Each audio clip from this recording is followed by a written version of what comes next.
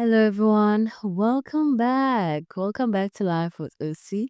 I'm your host, Ussie, and today we're talking about discernment. We're talking about discernment today. The wisdom of knowing when to speak and when to stay quiet. Because not everything you do needs to be announced. Not every single move you make needs an audience.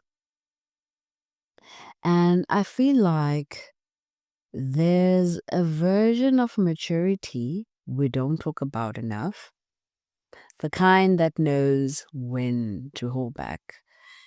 And social media, oh my goodness, social media has made it a normal thing of oversharing, oversharing everything, your plans, your ideas, your dreams, your fears. You mention it. We overshare everything. But you know what? Discernment. Discernment teaches you something different. It teaches you that access is earned. It's not just assumed, it's not just granted because we have a platform. It's earned. And today I'm here to tell you why silence is power, why keeping to yourself is powerful. Stay tuned. Okay, on silence. Silence is not the absence of your truth. It's not the absence of you being seen as the authentic version of yourself that you want people to see. It's silence is the presence of wisdom. Sometimes we talk too soon. We talk too soon to the point of sabotaging ourselves.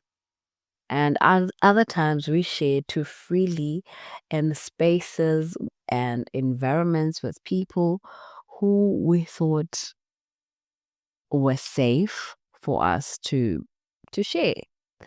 And then we wonder why we feel exposed afterwards. But I'm here to tell you that there's so much power in staying quiet. And we'll go deep, straight. We'll go straight to it. I want to talk about monitoring spirits.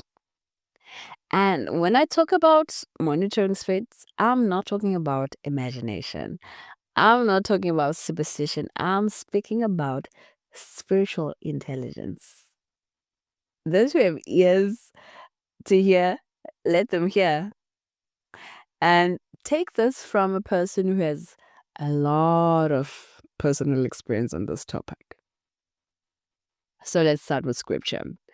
Scripture tells us plainly that we wrestle not against flesh and blood, right? But against spiritual forces. That means not every opposition in your life is random and not every delay is accidental. Okay, I'm going to go deeper. There are people in seen realms, right? People we see physically. And there are people and things in unseen realms. Things we don't see, right? Whose assignment is observation, observing your life, observing your moves. They watch your patterns. They monitor your growth. They listen to what you're saying.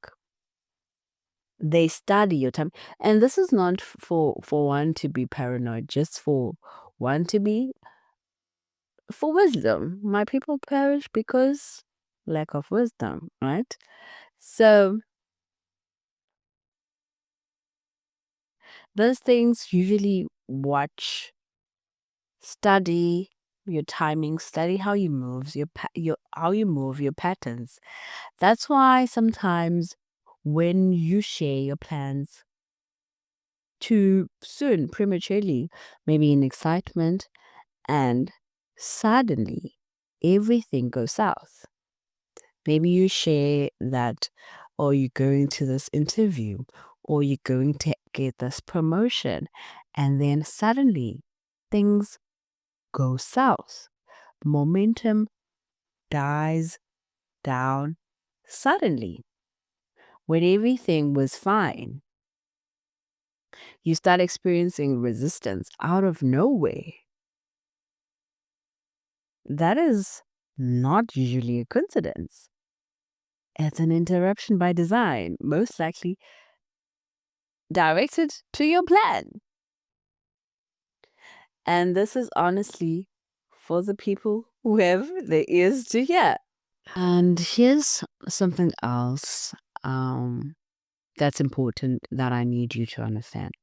Sometimes you will share your wisdom, right? You'll share your ideas with people in hopes to inspire them, right? And knowing that some people don't want to learn from you, don't necessarily want to learn from you.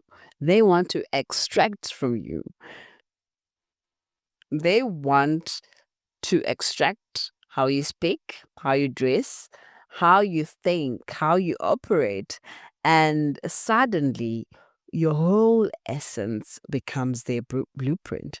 I know at some point we've all experienced this in our lives. Let's dive into the spiritual side of staying quiet. So, spiritually, silence is very sacred. There are things God gives you that are meant to be incubated, not explained to anyone else. It's just between you and God. It's just between you and the Creator. And most of the times, some plans die because they've been exposed too early.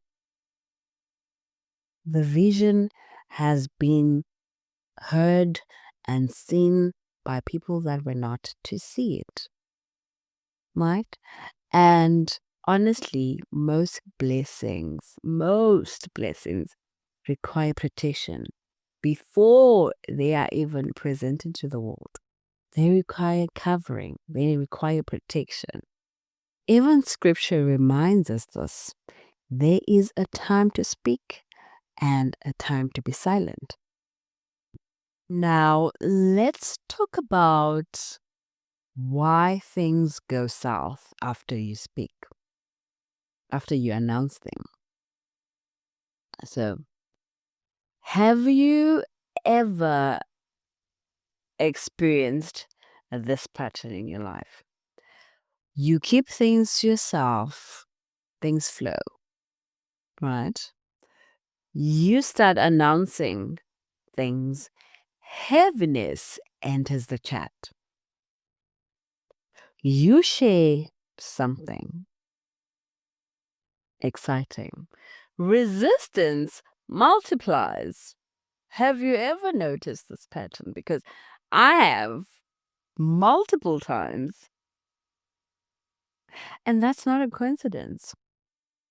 And this is because premature exposure invites premature warfare,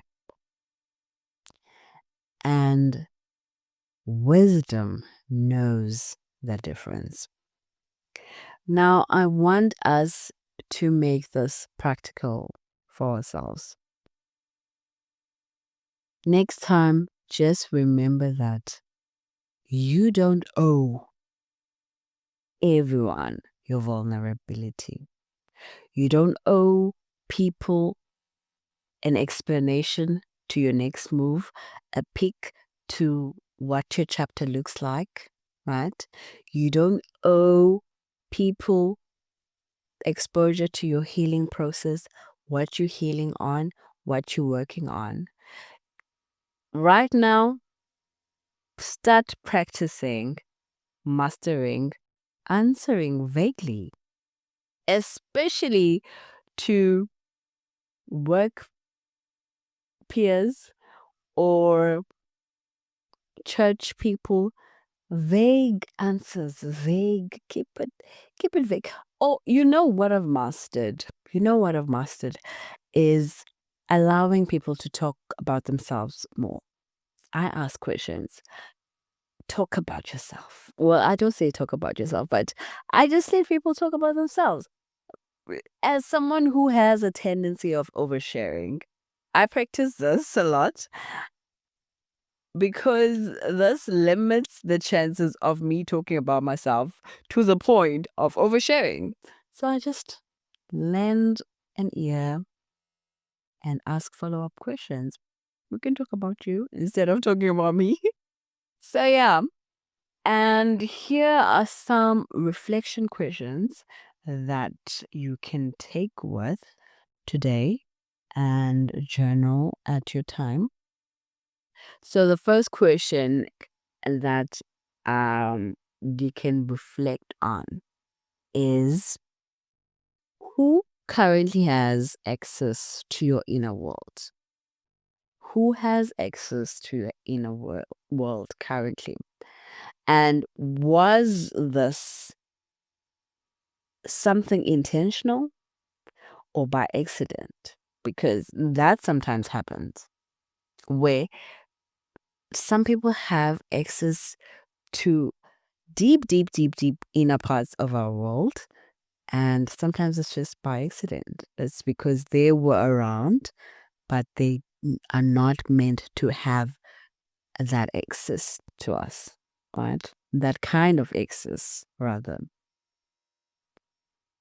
And the second question I want us to reflect on is, what parts of my life need more protection right now? What parts of my life do I need to protect right now? And how can I be more intentional in protecting those parts of my life?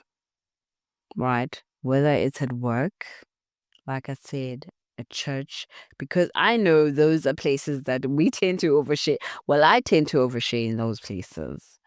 Maybe for you, it's different environments. Maybe it's around family, you know?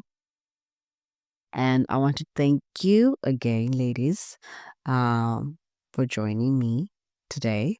And if this episode resonates with you, take it as a confirmation. Not really to close yourself off, but to guard yourself wisely. Thank you once again for joining me. I will see you on the next one. Take care.